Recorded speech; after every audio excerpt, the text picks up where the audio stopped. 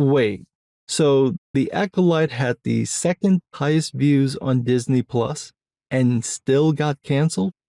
It's almost like the cancellation didn't have anything to do with the numbers.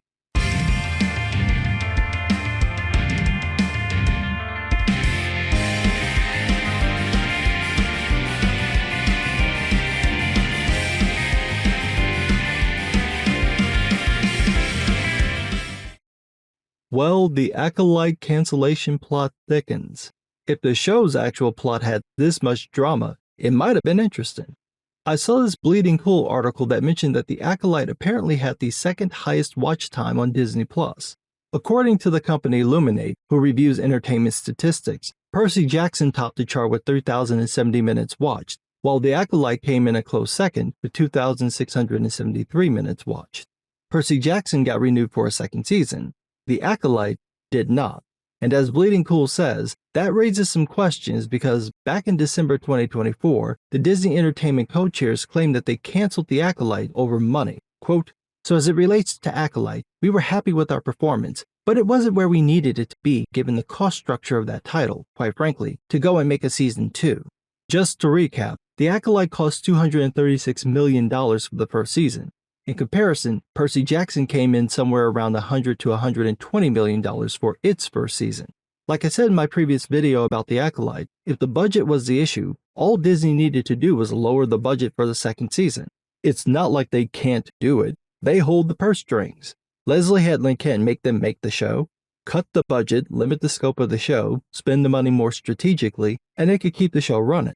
Now, I theorized that maybe Disney canceled the Acolyte because they didn't get the numbers they wanted, and I did mention that the numbers weren't limited to viewership. It may have included new subscriptions to Disney Plus, meaning that the Acolyte might not have brought in the number of new subscribers that Disney wanted.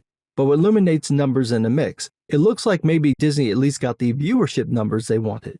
Illuminate broke down the views per episode, and while there is a steep decline from week 1 to week 2, the numbers stay within the 140 to 160 million viewer range until the last episode, which dips to 800 to 900,000.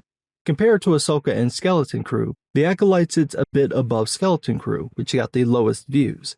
Since the co-chairs mentioned that the budget was a reason for canceling the Acolyte, I think it's worth pointing out that Skeleton Crew had a $136 million budget, while Ahsoka had around a $100 million budget.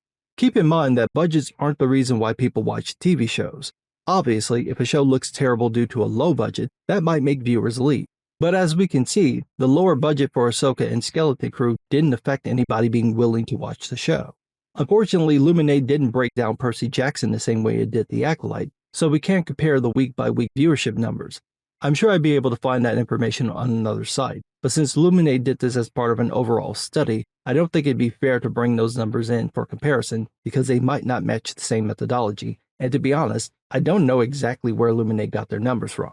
At any rate, I think my previous point still stands. If money was the issue for the Acolyte, my idea of just cutting the budget would be the easiest solution to that problem.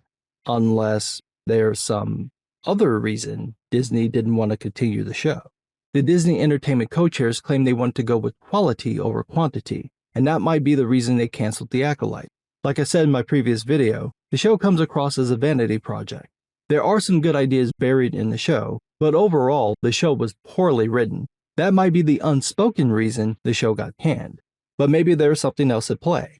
Maybe it was a backlash to the show. Maybe there was an issue between the studio and Leslie Headland. Maybe Disney is legitimately trying to restructure how they produce shows and films. Or maybe they know the show was bad and they don't want to admit it, so they're pointing at everything but the actual problem.